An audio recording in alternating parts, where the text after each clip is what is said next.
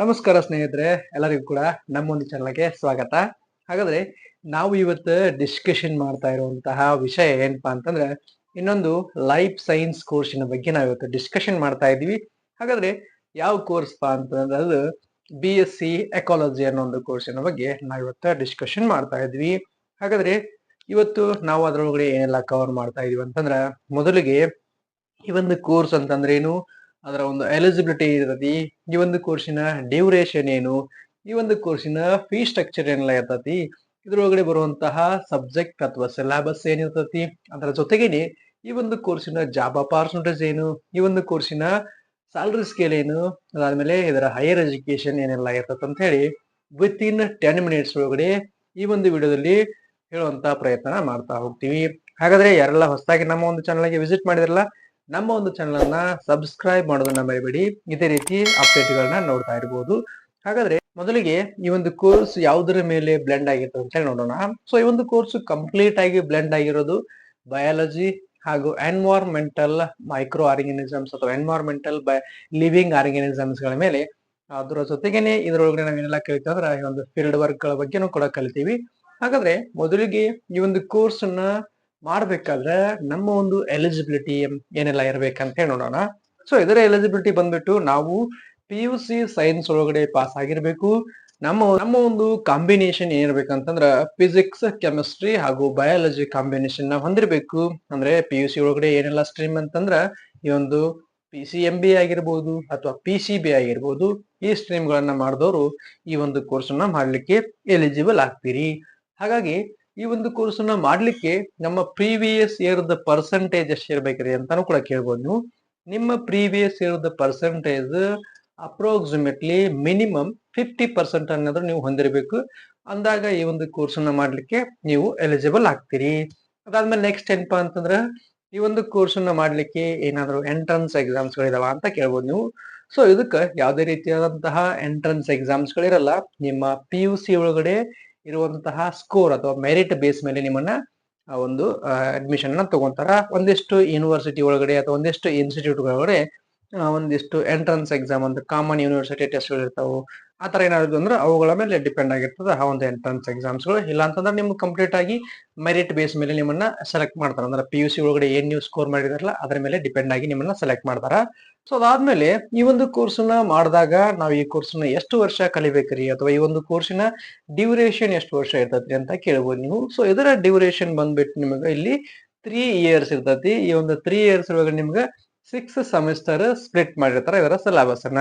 ಹಾಗಾದ್ರೆ ಈ ಒಂದು ಕೋರ್ಸ್ ನ ಡ್ಯೂರೇಷನ್ ಹೇಳಿದ್ರಿ, ಈ ಒಂದು ಕೋರ್ಸ್ ನ ಎಲಿಜಿಬಿಲಿಟಿ ಹೇಳಿದ್ರಿ, ನಾವ್ ಈ ಕೋರ್ಸ್ ನ ಮಾಡ್ಬೇಕು ಅನ್ಕೊಂಡಿದೀವ್ರಿ. ಈ ಒಂದು ಕೋರ್ಸ್ ನ ಫೀ ಸ್ಟ್ರಕ್ಚರ್ ಏನೆಲ್ಲ ಇರ್ತೈತಿ ಅಂತ ಕೇಳ್ಬೋದು ನೀವು. ಸೊ ಇದರ ಫೀ ಸ್ಟ್ರಕ್ಚರ್ ಬಂದ್ಬಿಟ್ಟು ಅಪ್ರಾಕ್ಸಿಮೇಟ್ಲಿ ಪರ್ ಇಯರ್ 20K ಇಂದ 50K ಅವರೇಜ್ ಫೀಸ್ ಆಗಿರ್ತದೆ. ಅಂದ್ರೆ ನೀವು 3 ವರ್ಷ ಮುಗಿಸೋತ್ತಿಗೆ 1.5 ಅಥವಾ 2 lakh ಪರ್ ಎವರೇಜ್ ಫೀಸ್ ನಿಮ್ದು ಈ ಒಂದು ಕೋರ್ಸ್ಗೆ ಇರ್ತದೆ. ಸೊ ಅದಾದ್ಮೇಲೆ ಈ ಒಂದು ಕೋರ್ಸಿನ ಒಳಗಡೆ ಬರುವಂತಹ ಸಿಲೆಬಸ್ ಅಥವಾ ಸಬ್ಜೆಕ್ಟ್ ಗಳೆಲ್ಲ ಏನೆಲ್ಲ ಇರ್ತಾವ್ರಿ ಅಂತ ಕೇಳ್ಬೋದು ನೀವು. ಸೊ ಇದ್ರೊಳಗಡೆ ಏನೆಲ್ಲ ಸಬ್ಜೆಕ್ಟ್ ಬರ್ತಾವ ಅಥವಾ ಬೇಸಿಕ್ ಸಬ್ಜೆಕ್ಟ್ ಗಳು ಏನೇನಂತ ನೋಡೋಣ. ಈಗ ಮೊದಲಿಗೆ ಇದ್ರೊಳಗಡೆ ಬರುವಂತ ಸಬ್ಜೆಕ್ಟ್ ಏನಪ್ಪಾ ಅಂತಂದ್ರ ಪಾಪ್ಯುಲೇಷನ್ ಅಂಡ್ ಕಮ್ಯುನಿಟಿ ಆಂಕೋಲಜಿ ಅಂತ ಬರ್ತೈತಿ. ಅದಾದ್ಮೇಲೆ ಇಲ್ಲಿ ಎಕೋಸಿಸ್ಟಮ್ ಡೈನಾಮಿಕ್ಸ್ ಅಂತ ಬರ್ತೈತಿ. ಅದಾದ್ಮೇಲೆ ಬಯೋಡೈವರ್ಸಿಟಿ ಅಂಡ್ ಕನ್ವರ್ಷನಲ್ ಬಯಾಲಜಿ ಅಂತ ಬರ್ತೈತಿ. ಅದಾದ್ಮೇಲೆ ನಾವಿಲ್ಲಿ ಬಯೋ ಸ್ಟಾಟಿಸ್ಟಿಕ್ಸ್, ಆಮೇಲೆ ಎಕಾಲಜಿ ಮೆಲ್ಡಿಂಗ್ ಅಂತ ಕಲಿತೀವಿ. ಅದಾದ್ಮೇಲೆ ನಾವಿಲ್ಲಿ biogeography and wildlife ecology ಅಂತ ಕೂಡ ಕಲಿತೀವಿ. ಅದಾದ್ಮೇಲೆ ನಾವಿಲ್ಲಿ ಇನ್ನ ಕೊನೆಯ ಸೆಮಿಸ್ಟರ್ ಒಳಗಡೆ ನಮಗೊಂದಿಷ್ಟು ಫೀಲ್ಡ್ ವರ್ಕ್ ಅಥವಾ ಒಂದಿಷ್ಟು ಒಂದು ಹ್ಯಾಬಿಟೆಂಟ್ ಡೆವಲಪ್ಮೆಂಟ್ ಅಥವಾ ಹ್ಯಾಬಿಟೆಂಟ್ ಪ್ರಾಜೆಕ್ಟ್ ಗಳು ಕೂಡ ಇರ್ತಾವ ಇಲ್ಲಿ. ಸೊ ಅವುಗಳನ್ನು ಕೂಡ ನಾವು ಮಾಡ್ಬೇಕಾಗ್ತದ ಫೈನಲ್ ಇಯರ್ ಒಳಗಡೆ. ಅದಾದ್ಮೇಲೆ ಇದರೊಳಗಡೆ ಬರುವಂತಹ ಜಾಬ್ ಅಪಾರ್ಚುನಿಟೀಸ್ ಇವೆಲ್ಲ ಏನಪ್ಪಾ ಅಂದ್ರೆ ಸಬ್ಜೆಕ್ಟ್ ಗಳಾಯ್ತು. ಸೊ ನೆಕ್ಸ್ಟ್ ಬರೋದು ಏನಪ್ಪಾ ಅಂತಂದ್ರೆ ಈ ಒಂದು ಕೋರ್ಸ್ ಅನ್ನ ಮಾಡಿದಾಗ ನಾವು ಏನೆಲ್ಲ ಜಾಬ್ ಅಪಾರ್ಚುನಿಟೀಸ್ ಗಳನ್ನ ನೋಡ್ಬೋದ್ರಿ ಅಂತ ಕೇಳ್ಬೋದು ನೀವು.